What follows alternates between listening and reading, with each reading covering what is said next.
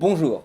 Dans ces courtes vidéos intitulées Le Poing dans la tronche, je vais profiter de l'absence de Mandax pour revenir calmement sur les épisodes de La Tronche en biais, avec un esprit critique, histoire de traquer les erreurs comme il se doit. C'est ça, traquons. Mandax, t'es là? Non. Oh. Dans ce cas, revenons sur le sujet de l'épisode pilote.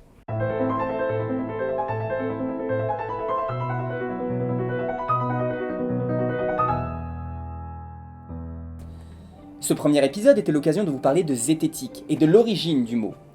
Les plus attentifs d'entre vous auront remarqué une erreur à l'oral. Le mot vient du grec zététikos et pas zététos. Devant une erreur de ce type, nous aurions pu choisir de prétendre que tout était intentionnel, prévu, calculé, afin de susciter des réactions de votre part et de justifier le présent point dans la tronche. Et pourquoi on l'a pas fait? Par honnêteté.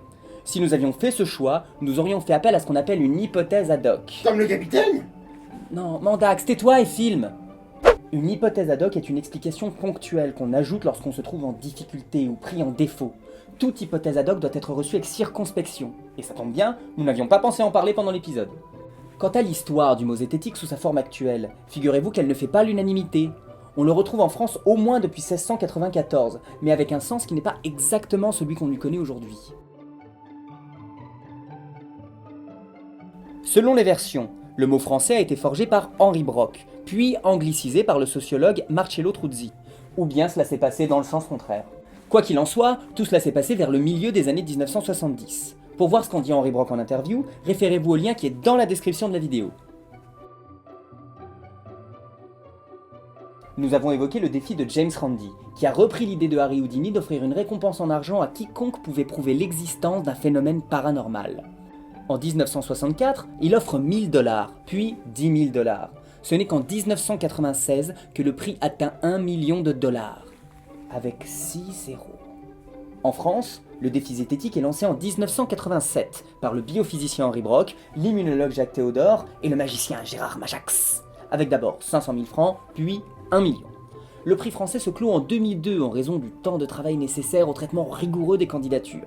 Le prix américain de la Fondation Randi existe toujours. Je vous conseille d'ailleurs de visionner les quelques conférences données par le vénérable magicien. Vous les trouverez sans peine sur YouTube. De par le monde, une trentaine de défis de cet ordre ont vu le jour, sans qu'aucun ne parvienne jamais à mettre en évidence le moindre phénomène supposé surnaturel. Dans l'épisode, j'ai eu quelques mots méchants vers René Descartes. Il n'existe aucun passif entre nous, aucune dispute, et je pense qu'il ne vous dira pas le contraire. J'ai dit que l'illustre monsieur avait écrit un certain nombre de choses moins inspirées par la logique que par sa vision du monde teintée de religion. A quand même trouvé le temps d'écrire un certain nombre de choses moins inspirées par la logique que par sa vision du monde teintée de religion. J'ai commis une erreur en minimisant la logique dans la pensée de Descartes. En réalité, il ne jurait que par la logique. Mais c'est justement la faille de sa démarche, puisque nous verrons dans les prochains épisodes que notre cerveau, privé des corrections qu'apporte la méthode expérimentale, n'est pas capable de produire de la logique pure. Et M. Descartes était bel et bien porteur d'une certitude dont il n'a jamais été capable de douter, l'existence de Dieu. Et cette certitude imprègne toute sa pensée.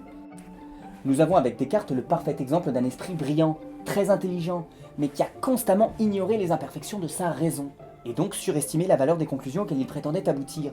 Il n'est pas nécessaire d'être plus intelligent que lui pour s'en rendre compte.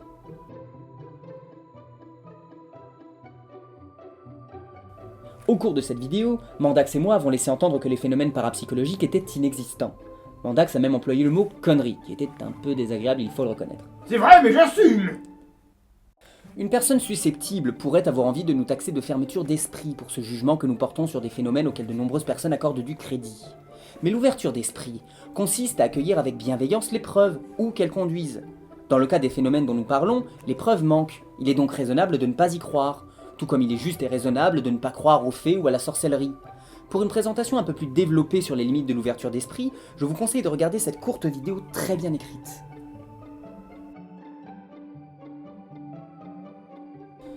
Au nom de la petite équipe de La Tronche en biais, je tiens à remercier tous ceux qui ont laissé des commentaires, qui ont partagé, qui nous ont encouragés. Votre esprit critique est important pour que nos vidéos aient une raison d'être. Ça c'est bien vrai, merci.